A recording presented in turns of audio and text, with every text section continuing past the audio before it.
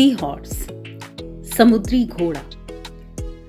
समुद्र में पाए जाने वाली छोटी मछलियों की 54 प्रजातियों का नाम है, जो हिप्पोकैम्पस जीनस में आती है। समुद्री घोड़ा एक विचित्र प्रकार की मछली है। इसका सिर घोड़े के सिर से मिलता जुलता होता है, इसलिए इसका नाम समुद्री घोड़ा पड़ गया। इसका शरीर कड़ा और चिकना होता है तथा पूंछ सांप जैसी होती है। यह अक्सर गर्म समुद्रों के पास समुद्री घास और छोटे छोटे पौधों के साथ पूंछ की कुंडली बनाकर चिपका रहता है। इसकी अधिकतर आदतें मछलियों से अलग होती है। प्रवाल भित्तियां, मैंग्रोव, समुद्री घास के बिस्तर और मुहाना उनके पसंदीदा वातावरण में से है। उनके घोड़े के समान सिर, पूर्वाभास वाली पूंछ, स्वतंत्र रूप से चलती आंखें और ब्रूड पाउच के साथ उनका एक अलग रूप है। उनके थूथन लंबे और ट्यूबुलर होते हैं। उनके मुंह छोटे और दांत रहित होते हैं। उनके शरीर बोनी प्लेट के छल्ले की एक श्रृंखला में लेपित होते हैं। ग्रीक शब्द हिप्पोस, जिसका अर्थ घोड़ा, और कंपोस, जिसका अर्थ है समुद्री राक्षस, का उपयोग उस जीनस को नामित करने के लिए किया गया, जिसमें समुद्री घोड़ा शामिल है। सी हॉर्स के सिर घोड़ों के सिर के समान होते हैं, लेकिन यह वह जगह है जहां समानता समाप्त हो जाती है। घोड़े एथलेटिक होते हैं और जमीन पर तेजी से यात्रा करने के लिए उपयुक्त हैं। समुद्र में समुद्री घोड़ों का अनुकूलन समान नहीं होता। वास्तव में वे भयानक तैराक हैं। समुद्र के पानी में बहती हुई किसी चीज को खाते समय भी ये अपनी पूंछ समुद्री घास से चिपकाए रहते हैं। ये सफेद, पीले और लाल रंग के हो सकते हैं। इनकी 100 से अधिक प्रजातियां पाई जाती हैं। इनकी लंबाई 2.5 सेंटीमीटर से 30.5 सेंटीमीटर तक होती है। ये फिन का इस्तेमाल करते हुए सीधी स्थिति में तैरते हैं, मतलब अपराइट पोजीशन पर तैरते हैं। इनकी स्पीड 1.5 मीटर पर आवर तक ही होती है। इनके शरीर पर बोनी प्लेट्स होते हैं, जो इसकी शिकारी से भी रक्षा करते हैं। इसकी दोनों आंखें एक दूसरे से स्वतंत्र काम करती हैं, अर्थात ये अपनी आंखों को इस प्रकार हिला सकता है कि एक ही समय में यह देख सके कि इसके आगे क्या चल रहा है और पीछे क्या है।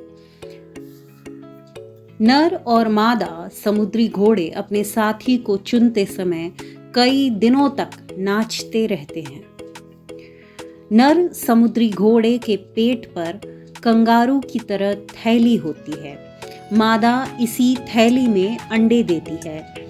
इस थैली में ही अंडों से बच्चे बनते हैं। अंडों से बच्चे बनने में 45 दिन का समय लगता है। इसके बाद नर थैली खोलकर बच्चों को समुद्र में छोड़ देता है। नर समुद्री घोड़ा 1 वर्ष में अंडों को 3 बार अपनी थैली में से सकता है। एक बार में वह इसमें 50 अंडों को रख सकता है। मादा से मिलने के बाद 5 सप्ताह में इसके पेट की थैली में अंडे तैयार हो जाते हैं। समुद्री घोड़ा केवल गर्मियों में ही दिखाई देता है। यह किसी को पता नहीं कि सर्दियों में यह कहाँ चला जाता है। यह मछली खाने के काम नहीं आती है। समुद्री घोड़े को दूसरी मछलियां भी खाना पसंद नहीं करती, इसीलिए इनके शत्रु कम होते हैं। सामान्य रूप से मछलियों में से समुद्री घोड़े के पास एक अच्छी लचीली गर्दन होती है, ये छोटे जीव तैरने में काफ़ी कमज़ोर होते हैं।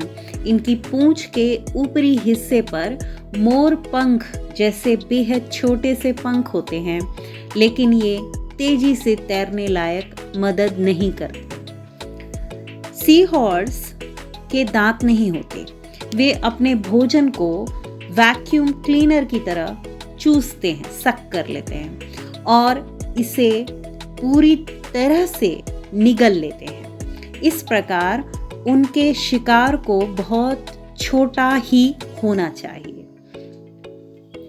मुख्य रूप से समुद्री डाकू, प्लैंकटन, छोटी मछली और छोटे क्रस्टेशियंस जैसे झींगा और कॉकपोड्स पर फीड करते हैं। समुद्री घोड़े छोटे क्रस्टेशियंस खाते हैं, जिनमें से सबसे अधिक बार मैसिड झींगा खाया जाता है। उन्हें मछली के लार्वा और छोटे अकशेरुकीय खाने की भी सूचना मिल जाती है। वे पिवट फीडिंग द्वारा शिकार करते हैं, जिसमें शिकार पर रेंगना और उन्हें चूसने के लिए जल्दी से अपना सिर घुमाना शामिल है।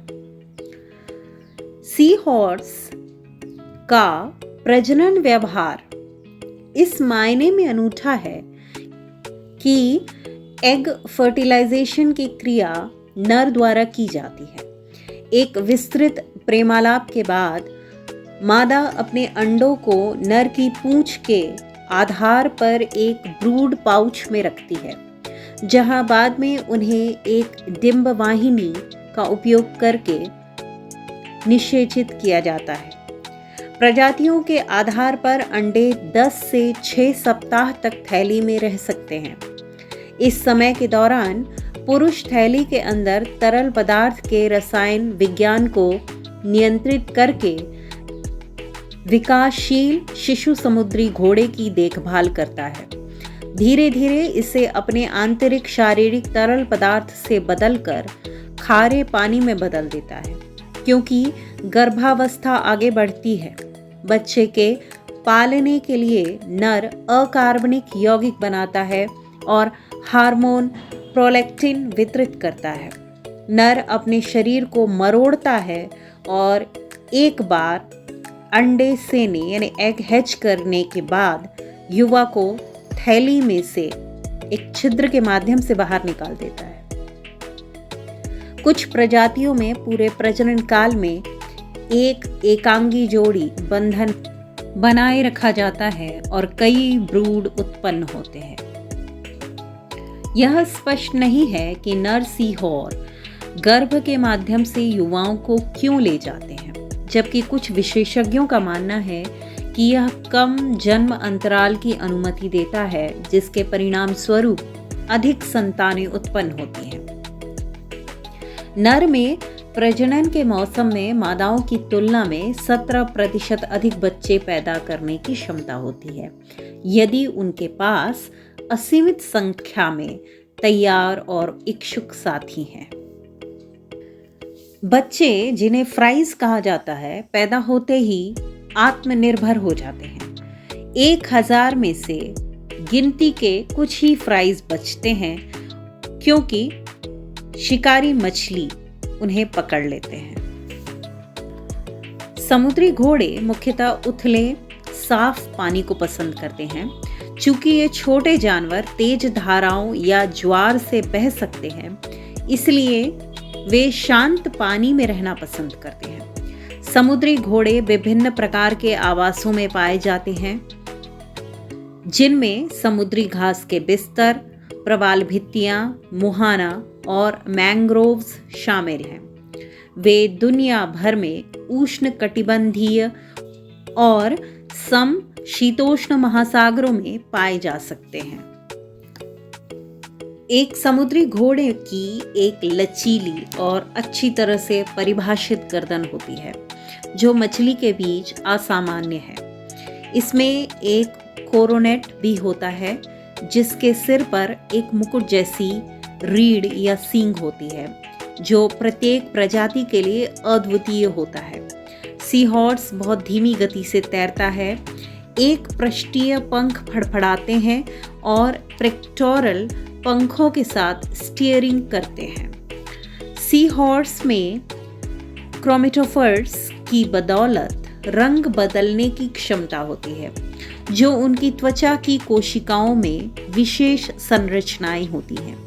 जब समुद्री घोड़े शिकारियों से भाग रहे होते हैं या अपने शिकार का पीछा कर रहे होते हैं, तो वे छलावरण या अपने परिवेश के साथ फिट होने की क्षमता का उपयोग करते हैं। वे स्वागत नृत्य में भी भाग लेते हैं, अपने साथी को बधाई देने के लिए रंग भी बदल सकते हैं। तनावग्रस्त होने पर समुद्री घोड़े गुर्राते हैं। शिकार करते हुए या जवाब में भी वे गुर्राते हैं। समुद्री घोड़े आगे पीछे ऊपर नीचे तैर सकते हैं। भले ही विशेष रूप से तेज तैराक न हो, वे छोटे पेक्टोरल पंखों के साथ नेविगेट करते हैं और उनकी उछाल एक तैरने वाले मूत्राशय, उनके शरीर के अंदर एक हवा की जेब होती है, द्वारा नियंत्रित होती है। वे अपने तैरने वाले मूत्राशय में हवा की मात्रा को समायोजित करके पानी में ऊपर और नीचे जा सकते हैं। समुद्री घोड़ों की पूंछ भी प्रीहेंसाइल होती है। इसका यह मतलब है कि यह बंदर की पूंछ की ही तरह वस्तुओं को पकड़ सकती है। वे खुद को स्थिर रखने के लिए वस्तुओं को पकड़ लेते हैं, लेकिन कहीं सवारी पकड़ने के लिए वे चलती हुई वस्तु को भी पकड़ सकते हैं। मनुष्य समुद्री घोड़े के अस्तित्व के लिए एक सीधा खतरा है और हमारे पास सटीक जनसंख्या हानि दर की गणना करने के लिए डेटा भी नहीं है। मछली पकड़ने के लिए अन्य व्यवसायों से बायकैच इन समुद्री जीवों के लिए एक सामान्य घटना है। प्रदूषण और समुद्र के अम्लीकरण का भी समुद्री घास और मूंगों के विनाश पर सीधा प्रभाव पड़ रहा है। अपने सीमित अस्तित्व के बावजूद समुद्री घोड़े भी शौकीन एक्वायरिस्ट के लिए पकड़े जाते हैं और इन्हें एक्वेरियम में संजो कर रखा जाता है। समुद्री घोड़ा ज्यादातर एक मांसाहारी प्राणी है, हालांकि वे कभी-कभी शैवाल और समुद्री शैवाल खा सकते हैं, क्योंकि उनके पास पेट की कमी है। सीहोर को लगातार भोजन करना चाहिए। एक दिन में अपने शरीर के वजन का 1/4 हिस्सा वे खा सकता है। अपने छोटे आकार और भेद्यता के कारण समुद्री घोड़े का उसके प्राकृतिक आवास में विभिन्न प्रकार के शिकारियों द्वारा शिकार किया जाता है।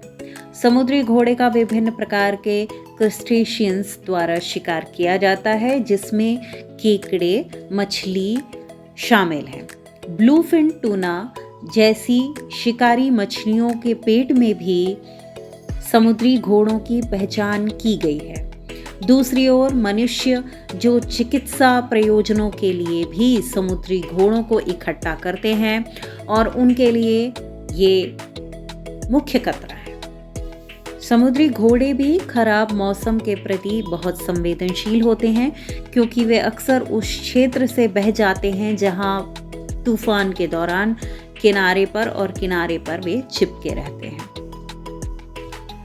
2020 के अंत तक 2 समुद्री घोड़ों की प्रजातियों को लुप्त प्राय और 12 को कमजोर के रूप में वर्गीकृत किया गया। निवास स्थान का नुकसान और पारंपरिक चीनी चिकित्सा में इसका उपयोग प्रजातियों के लिए 2 सबसे गंभीर जोखिम हैं। हाल के दशकों में कई प्रजातियों ने अपनी संख्या में गिरावट देखी है, जो समुद्री घोड़ों वाले प्रवाल भित्तियों और समुद्री तलों के विनाश के कारण है। सफेद समुद्री घोड़े के एक अध्ययन में महत्वपूर्ण आवास क्षरण की पहचान जनसंख्या में कमी के प्रमुख योगदान कारक के रूप में की गई थी। इसके अलावा पारंपरिक पूर्वी चिकित्सा सूखे समुद्री घोड़ों को नपुंसकता और अन्य चिकित्सा स्थितियों के उपचार में उनके कथित लाभों के लिए उच्च सम्मान में रखती है। हालांकि इन विश्वासों का समर्थन करने के लिए कोई वैज्ञानिक प्रमाण भी नहीं है। सूखे समुद्री घोड़े कई एशियाई बाजारों में सोने के समान ही बिकते हैं। केवल 5 वर्ष की आयु लेकर आया यह जीव मनुष्य के लगातार हो रहे हस्तक्षेप से अब विलुप्ति की कगार में है।